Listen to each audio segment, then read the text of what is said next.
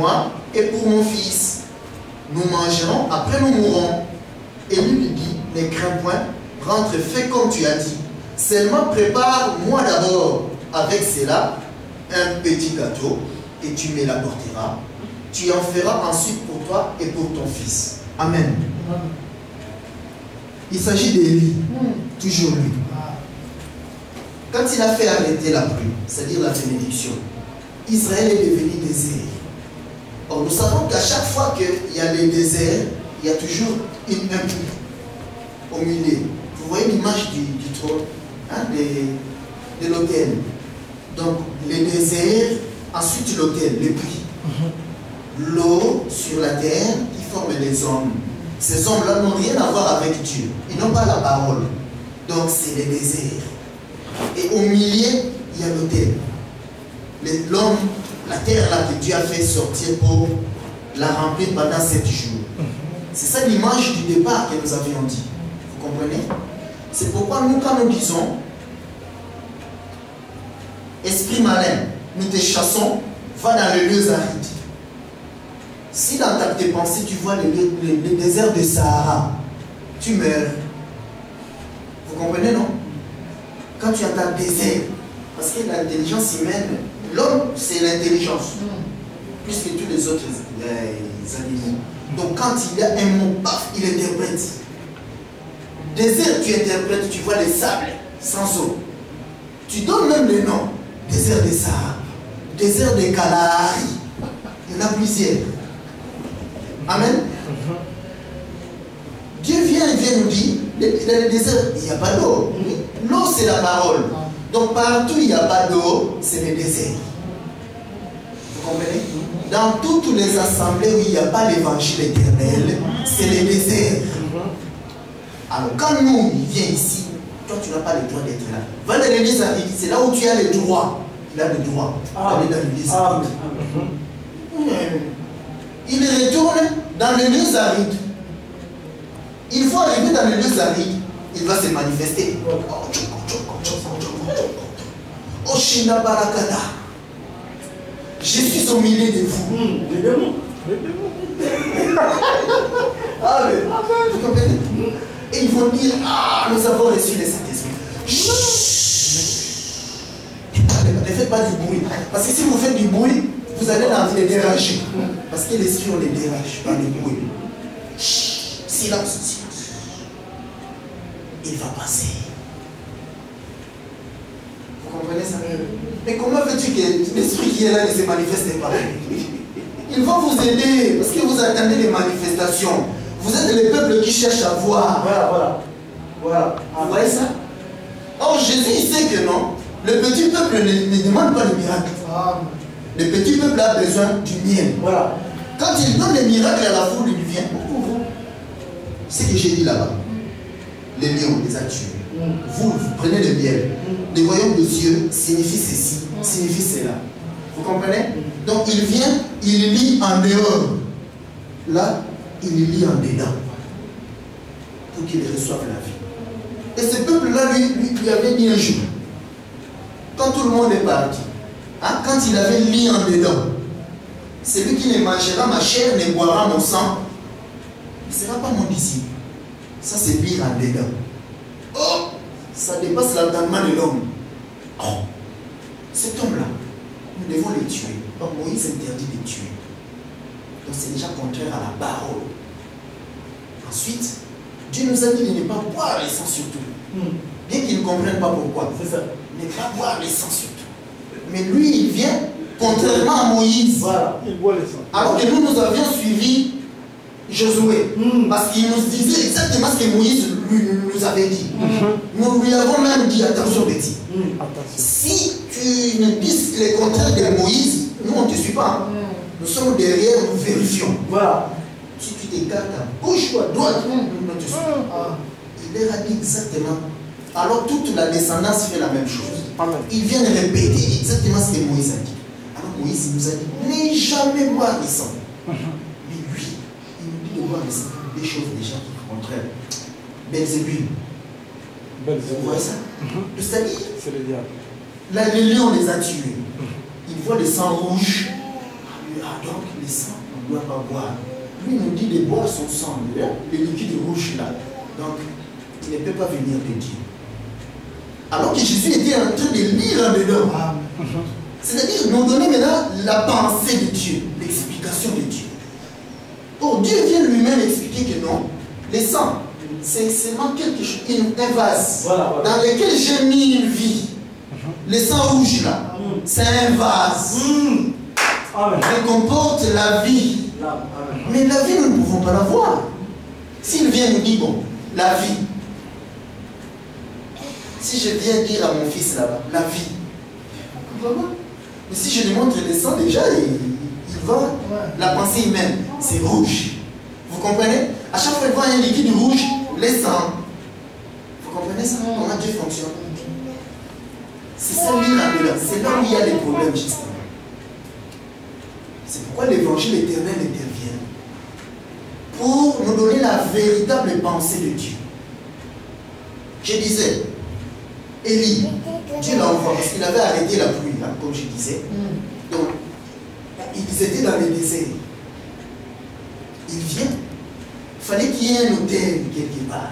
Parce que l'obscurité, parce que c'est l'obscurité du commencement. L'obscurité ne doit jamais régner, présider jour et nuit. Non. C'est pourquoi il avait créé les luminaires.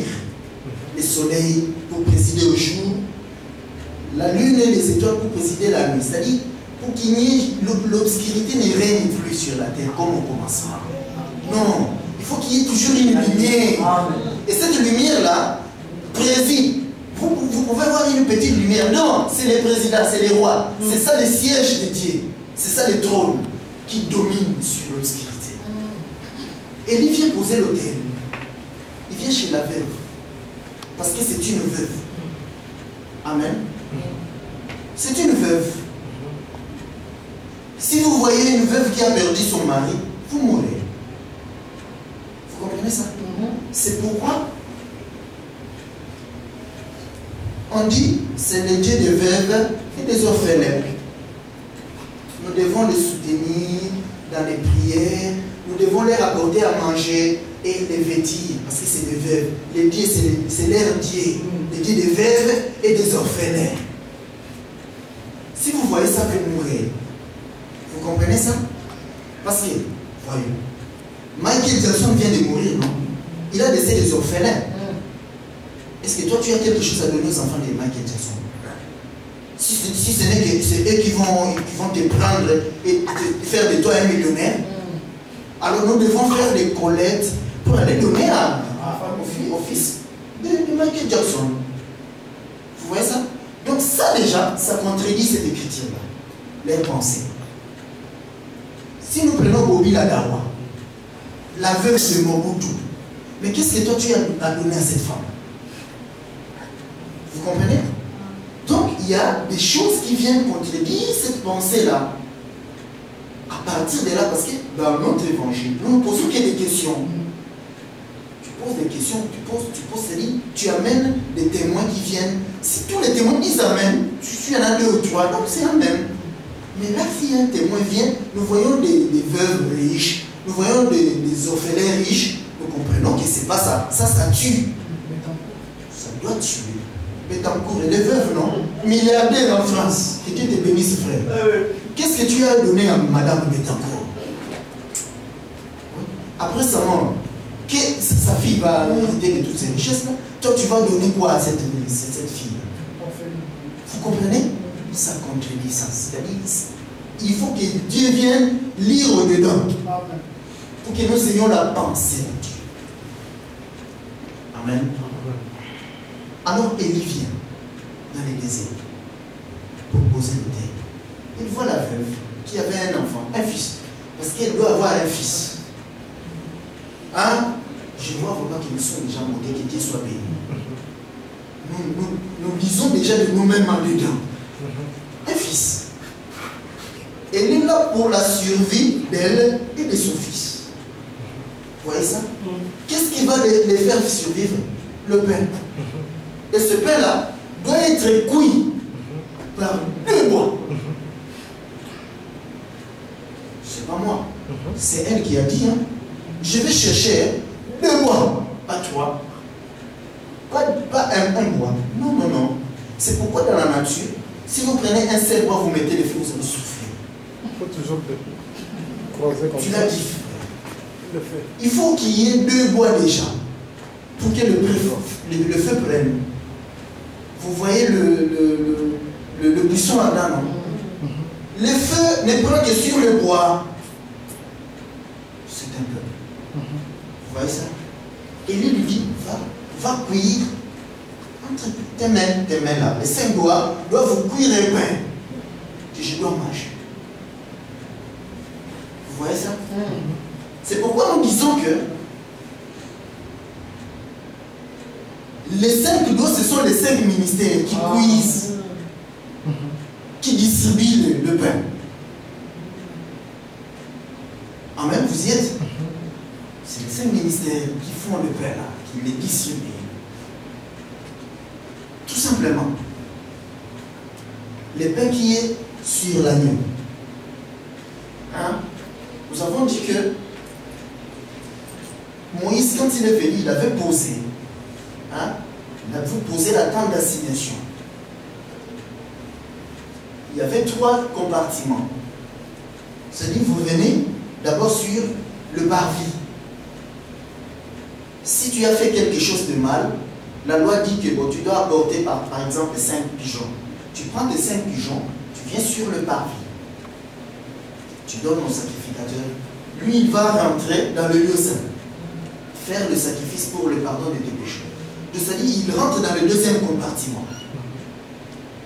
Dans le 2e compartiment, c'est là où il y avait la table des propositions avec le pain dessus. Hein? Nous avons dit que c'est la table avec 4 pieds. Donc, le 4 pieds qui porte le pain. Vous voyez ça? L'agneau, tout simplement. Et là, il fait le sacrifice. Ensuite, il apporte, descend dans le lieu très saint. Une fois par an, pour le peuple tout entier. Et donc, dans la tente, nous avons 3 compartiments. C'est très important ça.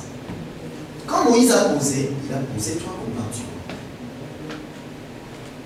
Maintenant, quand le jour où Jésus est mort, les rideaux s'est déchirés de haut en bas. Pour faire du lieu saint et du lieu très saint un seul endroit. Vous comprenez? C'est-à-dire maintenant, nous n'avons que le parvis et le lieu saint. Mais le parvis est toujours séparé du lieu très saint. Vous voyez ça? Donc, c'est-à-dire, si vous vous arrêtez sur le parvis, c'est-à-dire vous lisez en dehors. C'est la lettre. Vous comprenez que non, si je pêche, c'est un péché. Je dois prendre ceci, je dois faire ceci. C'est le parvis. Mais la Bible dit que l'agneau a fait de nous, par sa mort, des royaumes des sacrificateurs. C'est le sacrificateur a le droit d'entrer maintenant dans le lieu très saint. Vous comprenez? Donc si vous n'êtes pas sacrificateur, vous allez rester sur le parvis. C'est pourquoi nous disons que la loi est bonne, oui, mais c'est le parvis. Il faut que tu deviennes, tu lises maintenant en dedans pour devenir sacrificateur et entrer. Vous comprenez? Donc si vous lisez en dedans, vous devenez une